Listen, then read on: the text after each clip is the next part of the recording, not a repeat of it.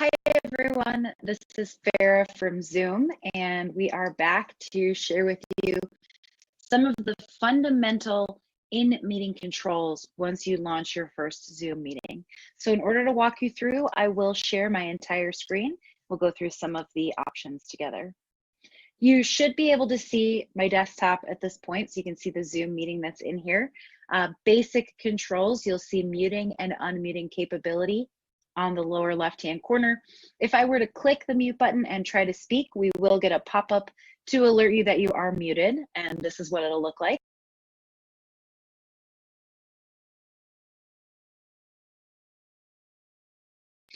We can also use the up arrow here to select a different headset. So if you join a meeting and you're not hearing anything, you might want to double check and make sure that your AirPods or your headset is connected and configured in here.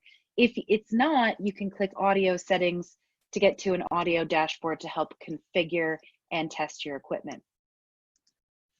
You'll see the start and stop video option. So if you're a little nervous to start meeting over Zoom with your video on, you can simply click the video off button to show a profile picture if you've created one. Otherwise, I always recommend having video on so you can make eye contact with your audience. Communication is 70% body language, so being able to see all of your coworkers, counterparts, or people that you're working externally allows you to anticipate when someone might need to pause you to ask a question. You'll also be able to see if people are following along with what you're teaching them or speaking about. Same thing here, up arrow will allow you to select any camera equipment. Of course, the FaceTime video camera is built into my MacBook, so you can use that, or if you have an external camera, you can plug that in and Zoom will recognize it. Moving on, we have the ability for you to invite participants on the fly. Right now, there's nobody actually in this meeting with me, but if I wanted to invite one of my teammates, I could click this button and it would pop open a list of anyone that I am already connected to via Zoom. And it's as easy as selecting multiple participants. You'll see in this list here, it's going to show me the last 15 to 20 people I worked with before it goes into an alphabetical list. I can click multiple people and click the invite button in one shot, or I can copy the URL, which is the link to the meeting, and paste that into a group chat that we have going. You'll see across the top as well, you'll always have an option to email. If you're on our free version of Zoom, you probably won't see room systems, Zoom rooms, or phone, but you will always be able to send an email invitation out through your default email, whether it's Outlook or Gmail.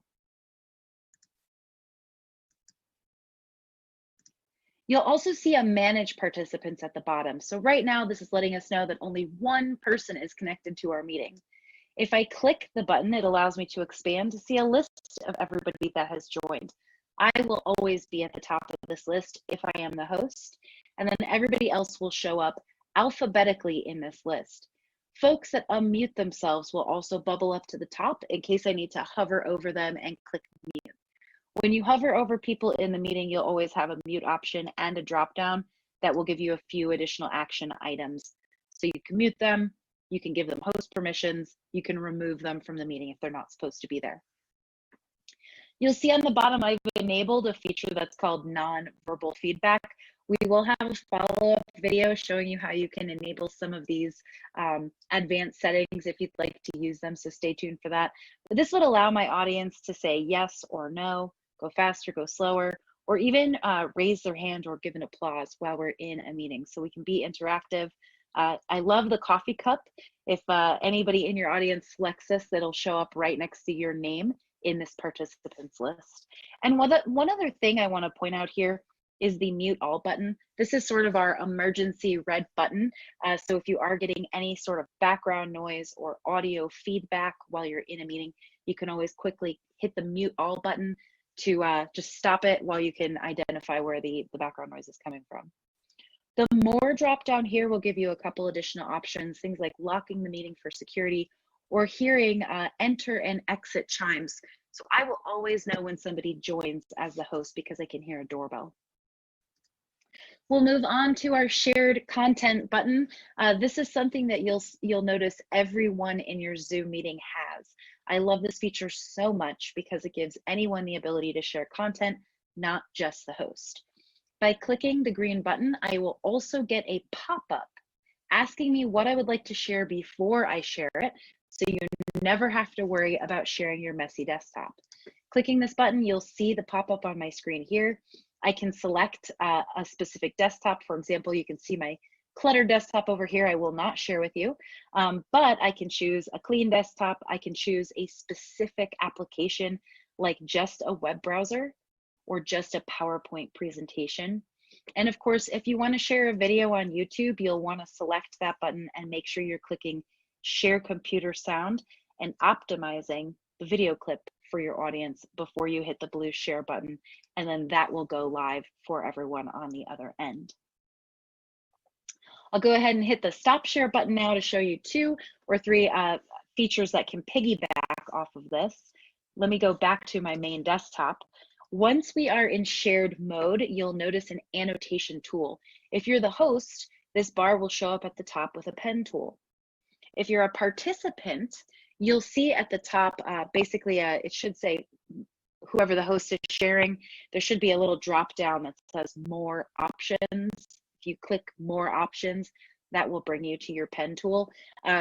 If you don't see this for whatever reason on your screen when you are live in a meeting, you may need to hit the escape button because you might be in full screen mode.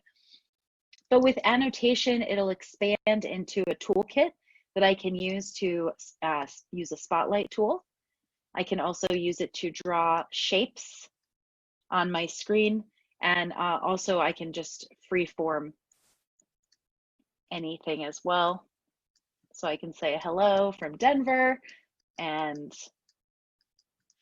draw that on here as well. So this is something that anyone in your audience, not just the host, can be annotating live while you're sharing content. So if you have questions, you can circle and say, what kind of plant is this? And I'll be able to answer that question for you. The host will also be able to clear the drawing, and the host can also use their more options to basically disable annotation for guests when they're in the meeting. You'll see disable attendee annotation. You can also see who's drawing on your screen, which is a pretty cool feature.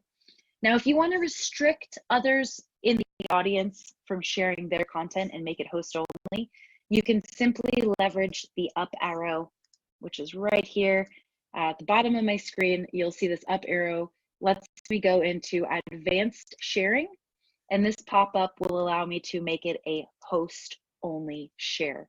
So this will restrict users from sharing anything out of turn that might be distracting. I'm going to go ahead and put this back onto all participants while we move to the next feature, which is in meeting chat. So if you're in a meeting and you want to chat with everyone, you can click this chat button here. You'll get a little pop-out window, and I can say hello to the audience.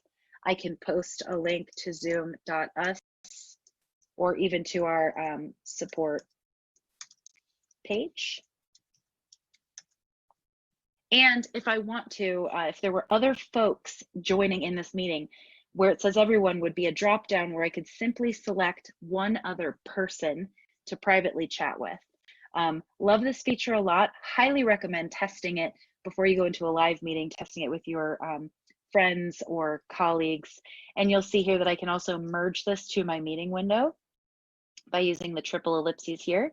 And so I can have a dashboard on the right-hand side, letting me control my audience as well as chat with them at the same time. And I think the final feature that we'll review on this recording before we go into our advanced would be the ability for you to record a session. So I've already started recording, so it shows my only options are to pause the recording or stop the recording outright. Now, if I wasn't recording, I'd have a circle that would allow me to initiate the record. I'd like to note out here that only the host of the meeting has permission to record. If you are a free user, you will be able to record directly on your laptop. If you are a licensed user, you will be able to record out to the cloud, which is what I'm doing now. So this recording will come up with a link that I can share with others when it's done. Last but not least, don't forget to end the meeting. When you're done with a meeting, you'll get a pop-up allowing you to leave. if you need to head out early or end the meeting for everybody, we are always going to recommend that you make sure you end the meeting for everyone so you can go start your next meeting.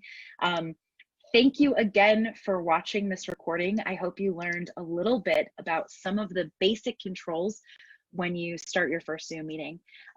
Let us know your feedback and stay tuned for advanced settings when you're in a meeting. Also have some recordings for reviewing Zoom on your mobile phone coming out shortly. Thanks again and happy Zooming.